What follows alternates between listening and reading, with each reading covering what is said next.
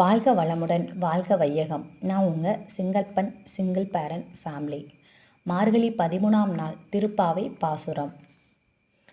புள்ளின் வாய் கீண்டானை பொல்லா அரக்கனை கிள்ளி களைந்தானை கீர்த்திமை பாடிப்போய் பிள்ளைகள் எல்லாரும் பாவை களம்புக்கார் வெள்ளி எழுந்து வியாழன் உறங்கிற்று புல்லும் சிலம்பின கான் போதிரி கண்ணினாய் குள்ள குளிர குடைந்து நீராடாதே பள்ளி கிடந்தியோ பாவாய் நீ நன்னாளால் களந்தவிர்த்து கலந்தேலோர் எம்பாவாய் என்பது ஆண்டாள் நாச்சியார் அருளித்தந்த 13வது நாள் பாசுரம். இன்னும் எப்படித்தான் தோழியை எழுப்புகிறார்கள் என்று பார்க்கலாம். முதல் 2 வரி. புள்ளின் வாய் கீண்டானை பொல்லா அரக்கனை கிள்ளி கிடந்தானை கீர்த்திமை பாடிப்போம். பறவை வடிவிலே வந்த பகாசூரனின் வாயை கிழித்து அந்த பகாசூரனை கொன்ற மிகப்பெரிய வீரனே கிருஷ்ணனுடைய வீரத்தை தான் இங்கு சொல்றாங்க. ராவணனுடைய தலையை கிள்ளி கிளைந்தவர் அவரே கிருஷ்ணரே.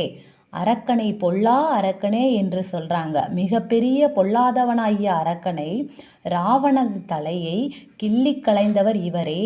அந்த பெருமானுடைய புகழ் நாம் பாடணும். இங்கு ராமாயணத்தை தான் பதிவு செய்து காட்டுறாங்க. அடுத்த 2 வரியில பார்க்கலாம்.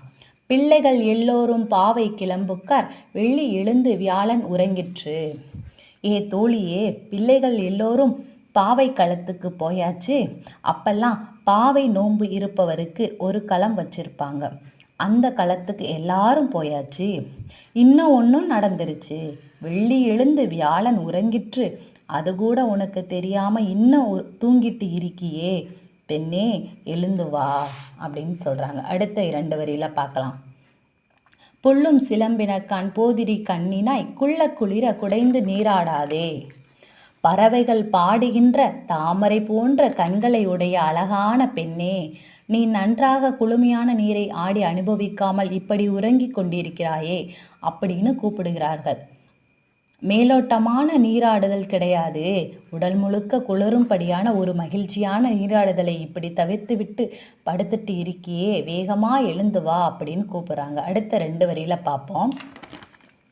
பள்ளி கிடந்தியோ பாவையாய் நீ நன்னாளால் கள்ளத் தவிர்த்து கலந்தேலோர் எம்பாவாய். இப்படி ஒரு தூக்கத்தை தூங்கி கொண்டு இருக்கிறாயே, தூக்கமாகிய திருட்டை தவிர்த்து ஏ பெண்ணே எழுந்து வா, ஏ பெண்ணே அப்படின்னு கூப்பிடுறாங்க ஆண்டாள் நாச்சியார். இந்த 13ஆம் நாள் பாசுரம் திருப்பாவை உங்களுக்கு பிடிச்சிருந்துச்சுன்னா சப்ஸ்கிரைப் பண்ணுங்கள், லைக் பண்ணுங்கள், ப்ளீஸ் கமெண்ட் பண்ணுங்கள். வாழ்க வளமுடன், வாழ்க வையகம்.